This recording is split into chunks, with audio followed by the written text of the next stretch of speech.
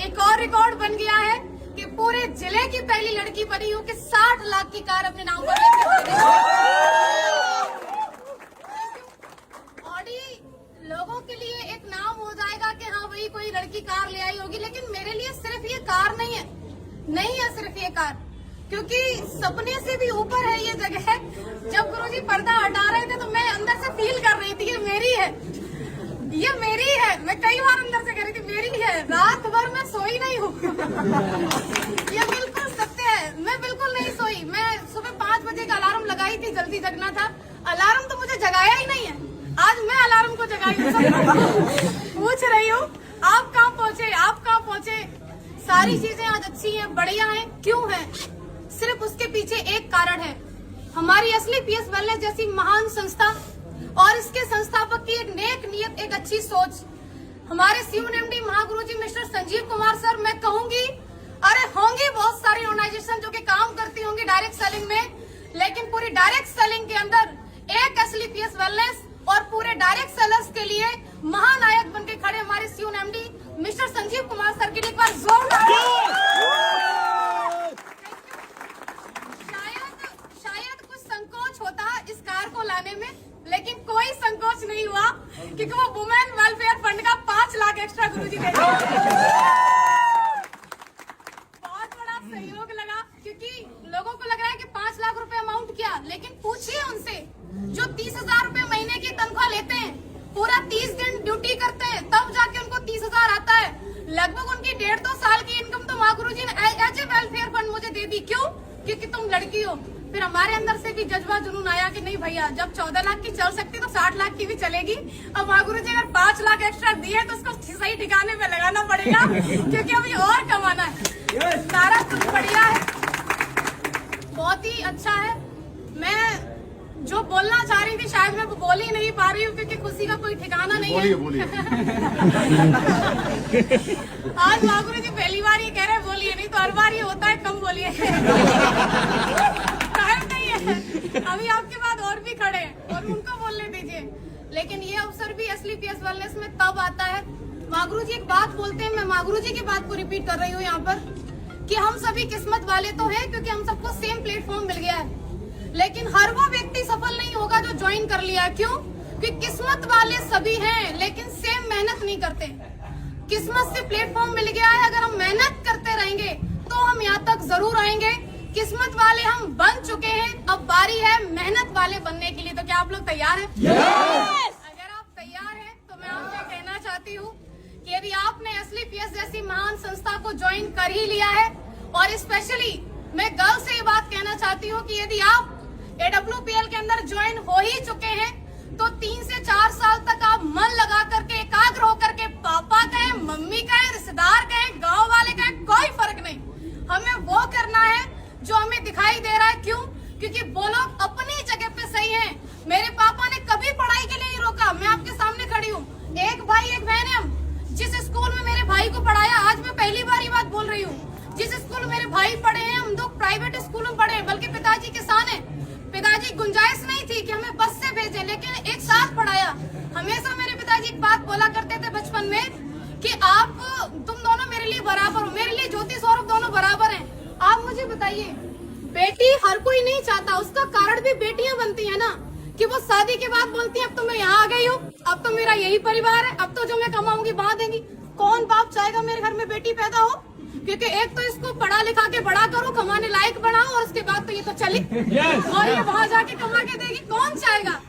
लेकिन मुझे ऐसा लगता है कि हर उस बेटी को चाहेगा, हर एक बाप जो उसी के यहाँ पर कमाने लायक बने और उसको कमा करके भी दे और उसको ला करके खड़ा करे ऑडी के शोरूम में, पापा ये गाड़ी तो आप ही की है।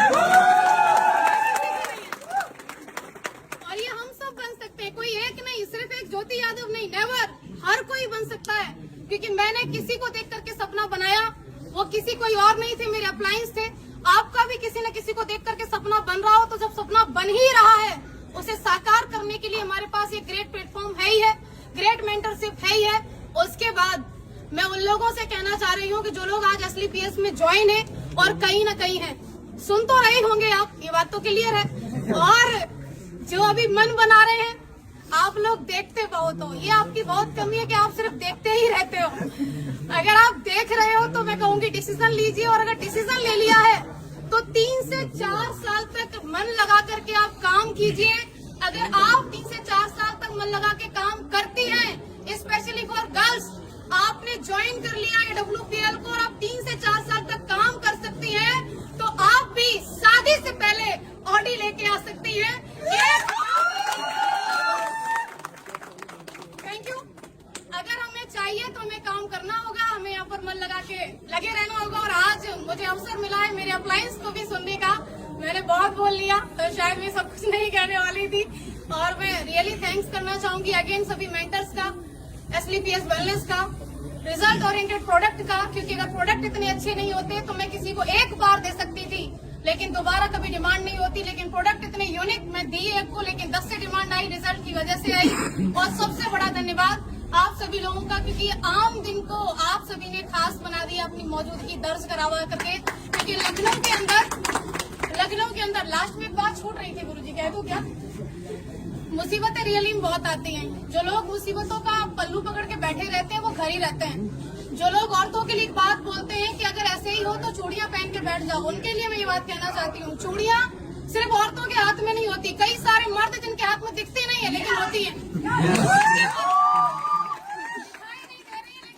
चूड़ियां किस बात की? चूड़ियां उनके परिवार के बंधन की बताते हैं, चूड़ियां उनके नाम की बताते हैं। अरे मेरी रेपुटेशन का काम नहीं, चूड़ियां उनकी नौकरी की बताते हैं। ये सब चूड़ियां ही हैं और क्या? आपको एक 50,000 की इनकम से कोई व्यक्ति 100 करोड़ का बिजनेस प्लान दे रहा है और आप कह रहे हो नहीं हमारे पास तो परेशानी है, हमारे पास तो मरने का टाइम नहीं है। हर जगह मुसीबत है। ये गाड़ी आपको क्या लग रहा है ऐसे ही आ गई? नहीं, लड़के होके गाड़ी ले आए। कैसे? मेरे साथ ही हुआ। मेरा लोन बिल्कुल क्लियर, बुजुर्ग है बहुत जिन्होंने मेरा लास्ट में आके कैंसिल किया, मैं बता रही हूँ आपको। गुरुजी अगली साल उनका रिटायरमेंट है, BOI में है वो। फाइल हमारी पहुंची, क्योंकि 50 लाख वाला जो ऐसे ना वो दूसरी बैंक होती है वहाँ रेफर किया जाता है। उनका पहला सवाल, आपके पास पहले से गाड़ी है? हमने बोला हाँ। आपकी किस बराबर चली? बोले हाँ। सिविल कितनी है? 806 तक की मेरी सिविल थी। बोले ठीक है, दूसरी गाड़ी क्यों ले रही हो? उन्होंने ऐसे करके पूछा, दूसरी गाड़ी क्यों ले रही हो? तो मैंने बोला जरूरत है। तो बोले ऐसी क्या जरूरत है, मैनपुरी में रह के तुम्हें इतनी बड़ी गाड़ी की जरूरत क्या? अरे मैनपुरी में उनका ब्रांच, पैराडाइज स्कूल के सामने ब्रांच है बैंक ऑफ इंडिया का। तो अब सोच के देखो, क्या उनका सवाल था? नहीं, सवाल था उनकी नौकरी का।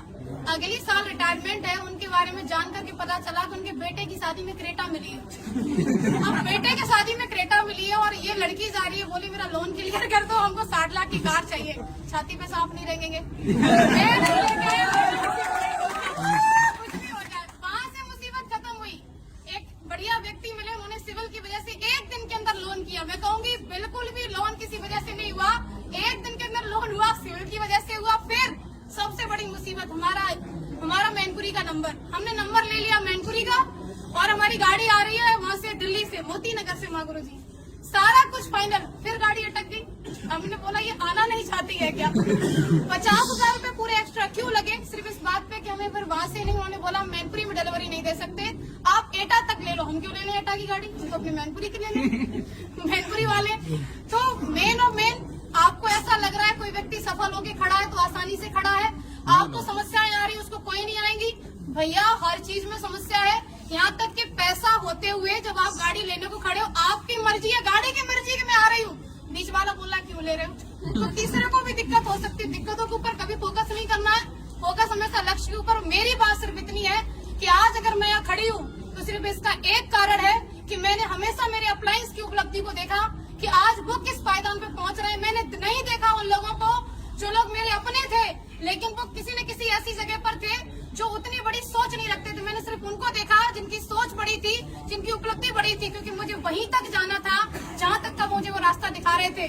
तो आपको भी हमेशा अपने अप्लायंस के लिए देखना है, क्योंकि मैंने देखा तो आज मैं खड़ी हूँ। और आप लोग आए उसके लिए आपका अगेन बहुत बहुत शुक्रिया। Thank you so much.